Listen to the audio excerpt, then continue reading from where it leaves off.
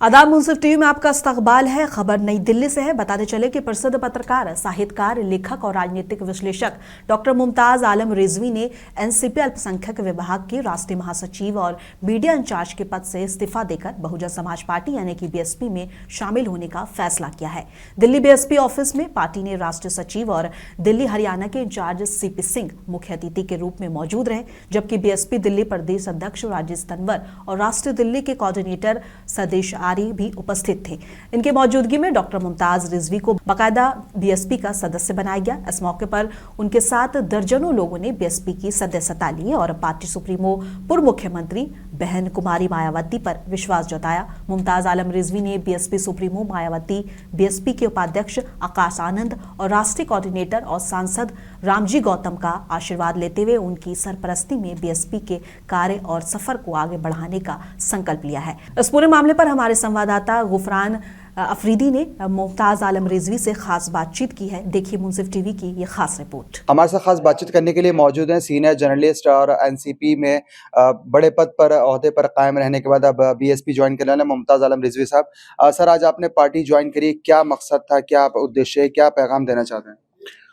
बहुत बहुत शुक्रिया आपका। देखिए, मुझे लग रहा है कि मुल्क जब आज़ाद हुआ तो उसमें सबको साथ लेकर चलने की बात थी, क्योंकि देश को आज़ाद कराने में सबकी हिस्सेदारी थी।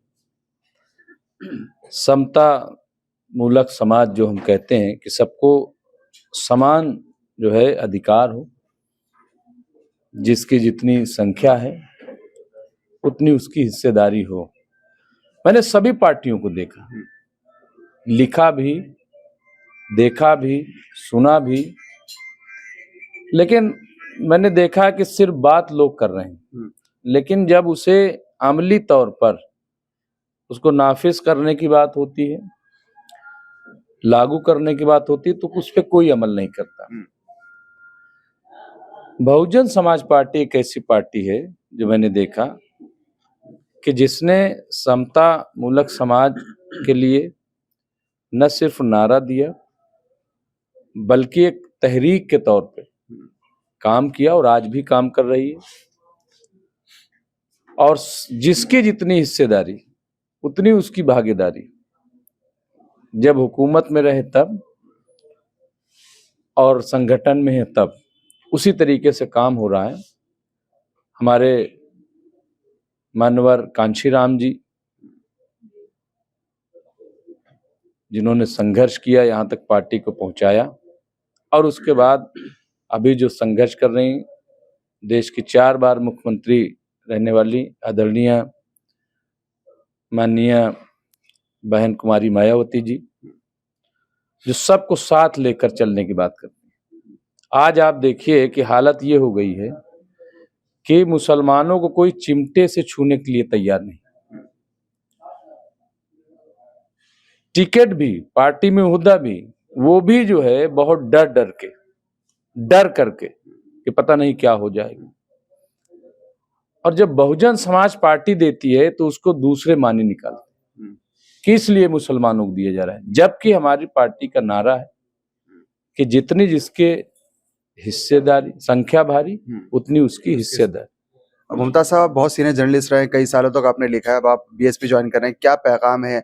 क्योंकि करंट सिनेरियो में हम देखते हैं कि जिस तरह से भी आपने कहा कि पार्टियां जो है मुसलमानों को एक तरह से कुछ नहीं समझते हैं, लेकिन बीएसपी किस तरह से समझती है, आप ओवरऑल किस तरह से देखते हैं?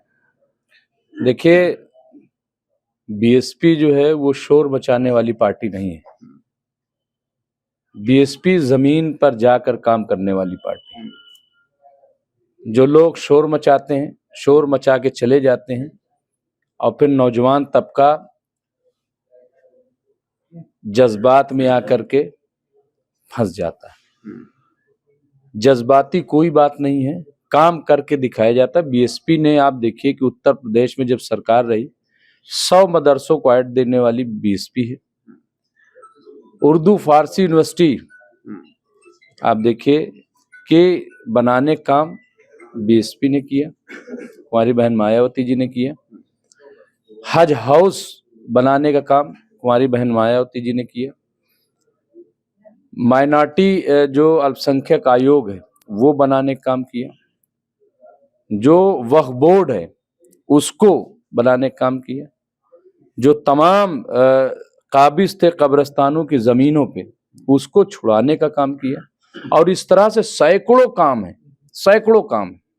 लेकिन चूंकि कुछ लोग जो है मीडिया का फायदा उठा के झूठ बोल करके, ठीक है, और वो काम अपना करते हैं, जबकि हकीकत ये है कि अगर आज उत्तर प्रदेश में हमारे दलित समाज के लोग, पिछड़ा समाज के लोग, अल्पसंख्यक समाज के लोग, अगर आज उनकी स्थिति कुछ बेहतर हुई है तो ये आज की हुकूमतों की देन नहीं है, बल्कि ये बहन कुमारी मायावती जी की हुकूमत की देन है। और ये आप देख लीजिए, जाके सुन लीजिए, मैंने कई चैनलों पे ये बात कही कि यूपी की व्यवस्था आज जो बुलेट और बुलडोजर की बात करते हैं, ठीक है, आप देख लीजिए जाकर के बीएसपी की हुकूमत थी जब बहन मायावती जी की न बुलेट न बुलडोजर, लेकिन जो माफिया थे वो सब अंदर थे, जो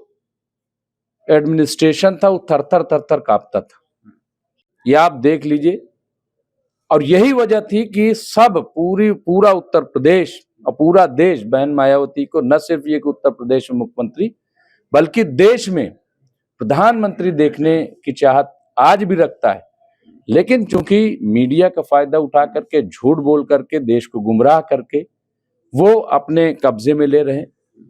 लेकिन हमें पूरी उम्मीद है कि देश समझ चुका है, और देश को अब यही लग रहा है कि अगर देश को कोई चला सकता है, प्रदेशों को कोई चला सकता है, तो वो बहुजन समाज पार्टी है और बहन कुमारी मायावती जी।